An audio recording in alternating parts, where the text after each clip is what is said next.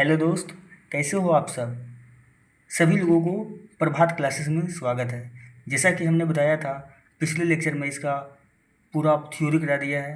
प्रकाश का 2 पार्ट में वीडियो बनाया, ठीक ना। दोनों पार्ट अच्छे से पहले देख लें। उसके बाद आज हम लोग प्रकाश का प्रैक्टिस कराने वाले। क्या जो प्रकाश चैप्टर है उसका पूरी अच्छी तरह से, मतलब टॉप 25 क्वेश्चन जो एग्ज़ाम में आएगा उसका प्रैक्टिस करवाएंगे, ठीक ना।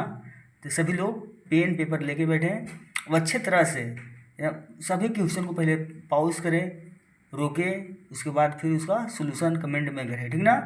एक क्वेश्चन बहुत ही इंपॉर्टेंट है, हम हर साल मान लो एग्जाम में रिपीट ही होता है, ठीक ना।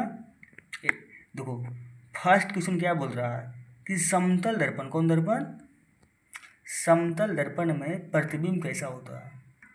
तो कैसा होता है, फर्स्ट में ऑप्शन दिया हुआ है वास्तविक होता है और उल्टा, सेकेंड में आभासी और सीधा, थर्ड में आभासी और उल्टा, अच्छा फोर में क्या है, डी में कोई नहीं।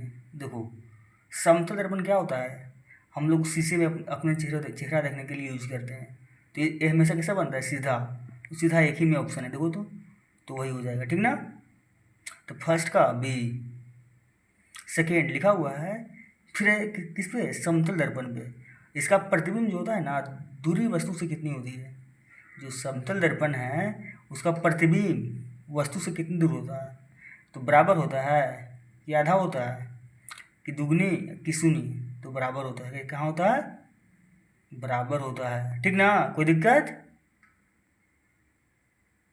देखो थर्ड, देखो अब दर्पण पे आया है, ठीक, लिखा हुआ उत्तल दर्पण, कौन सा दर्पण, उत्तल दर्पण में बना प्रतिबिंब हमेशा होता है, कैसा होता है, जो उत्तल दर्पण बनता है उसका प्रतिबिंब कैसा होता है, वास्तविक होता है, आभासी होता है, उल्टा होता है या बड़ा होता है। तो याद रखो हमेशा कैसा होता है, वास्तविक, इमेजिनरी, जिसको हम कल्पना कर सकते हैं, ठीक ना। देखो लिखा हुआ है फिर उत्तल दर्पण का, उत्तल दर्पण का उपयोग कहाँ होता है। अच्छा बताओ, सेविंग मिरर में कौन सा दर्पण का उपयोग करते हैं, सेविंग करने के लिए अवतल का, हेडलाइट में भी अवतल का, और कैमरा तो ये अलग ही है। अब एक सी नंबर में क्या है, पीछे देखने वाले दर्पण, मतलब यही सही होगा, कौन सा, फोर का सी। देखो पाँचवा, उत्तल लेंस में वस्तु को, कौन सा लेंस में, लेंस पे है, उत्तल लेंस में वस्तु को फोकस के बाहर रखने पर प्रतिबिंब कैसा बनता है। अगर उत्तल लेंस में कोई वस्तु को रखें फोकस के बाहर तो कैसा प्रतिबिंब बनेगा। देखो पहले तो उत्तल लेंस से तो उल्टा बनेगा, क्या बनेगा, उल्टा। तो सीधा है, सीधा नहीं होगा, वास्तविक मतलब ही नहीं है। तो इसका बी होगा, कौन सा होगा, उत्तल लेंस में कौन सा होगा, बी। देखो ये केवल एमसीक्यू प्रैक्टिस नहीं करा रहे हैं, इससे आप लोगों का है ना पूरा रिवीजन हो जाएगा, ठीक ना। इसलिए इसको अच्छे से प्रैक्टिस करें, ऐसा मत समझे टाइम पास है, ये सब इम्पोर्टेंट क्वेश्चन है, ठीक। 6 नंबर देखो, लिखा हुआ अपवर्तन तब होता है, क्या, अपवर्तन तब होता है जब प्रकाश, अच्छा हम क्या बताए थे, अपवर्तन में रिफ्रैक्शन कब होता है, जब पारदर्शी माध्यम में प्रवेश करता है क्या, प्रकाश। तो कौन सा है, 6 का बी। 7, कौन सा नंबर, 7 लिखा हुआ है, अपवर्तन की वजह से तिनका पानी में क्या होता है, टूटा दिखाई देता है, सीधा दिखाई देता है, गायब हो जाता है या झुक जाता है। अपवर्तन के कारण तिनका कैसा दिखाई देता है पानी में, तो टूटा हुआ दिखाई देता है, कैसा, टूटा हुआ।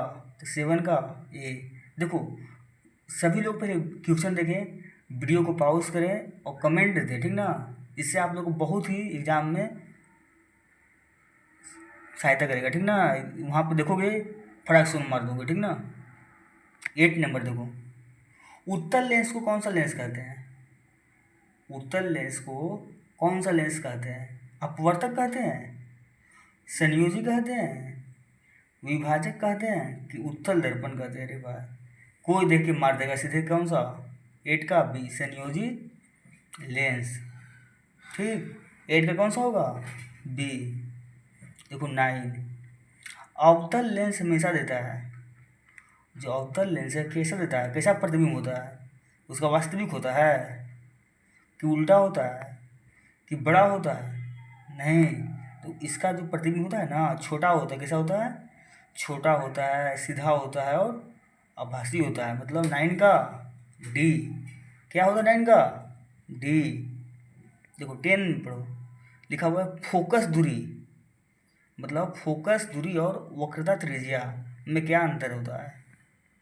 तो मैंने बताया था ना, एक बराबर क्या होता है? r/2 और r बराबर 2a। तो r नहीं दिया हुआ, सब फोकस दिया हुआ है, ठीक ना। तो फोकस बराबर क्या होगा? r/2। अगर यही पूछ ले वक्रता त्रिज्या में क्या होता है, तो 2f होता है। क्या होता है? 2f। कोई दिक्कत? तो 11 नंबर। चलो, इसको पहले बताना है, देख रुकना है वीडियो और बताना है दर्पण का सूत्र क्या होता है। किसका? दर्पण का। कौन सा होता है? 1/v प्लस 1/u बराबर 1/f। ठीक है। 11 का ए।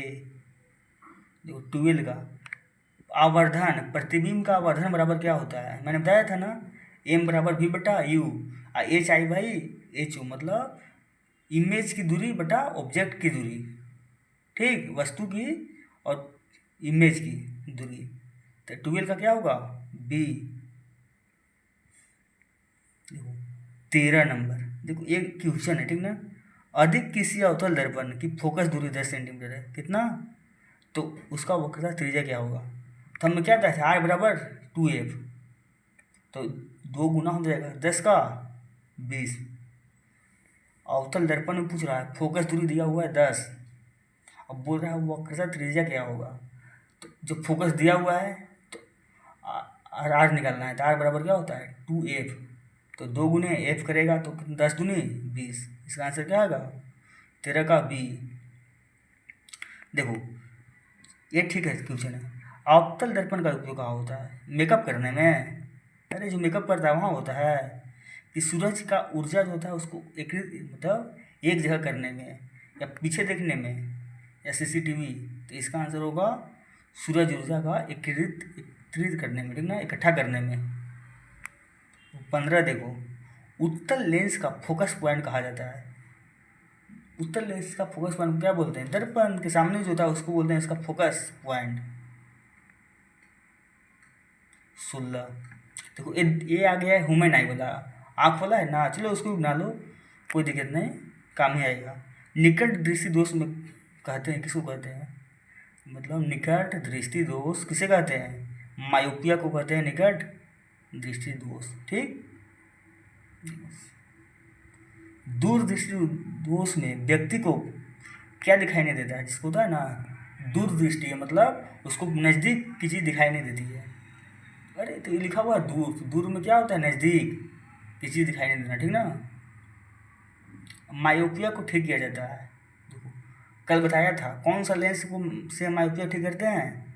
अवतल लेंस से। कौन सा लेंस से? अवतल लेंस से। एक है हाइपरमेट्रोपिया। कौन सा? हाइपरमेट्रोपिया को ठीक किया जाता है कौन सा लेंस से?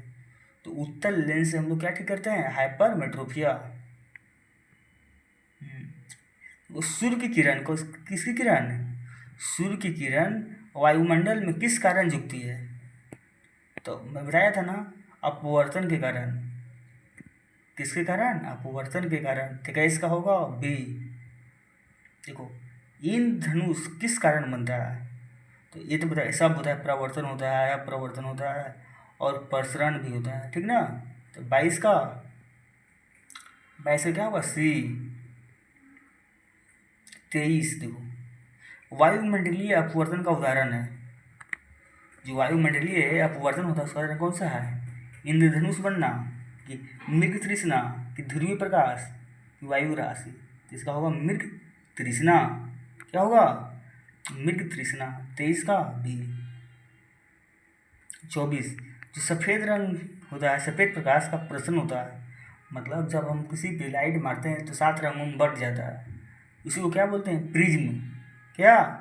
प्रिज्म। रंगों का क्रम कैसा होता है? देखो बस विबग्योर याद रखना है। जो इंद्रधनुष में 7 रंग बनते हैं, कितने रंग बनते हैं? 7 रंग। तो इसको क्या बोलते हैं? विबग्योर।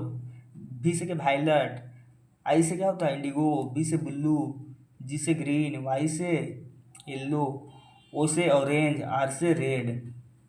ठीक ना, हिंदी में समझ जाओगे ना? कोई दिक्कत हिंदी में?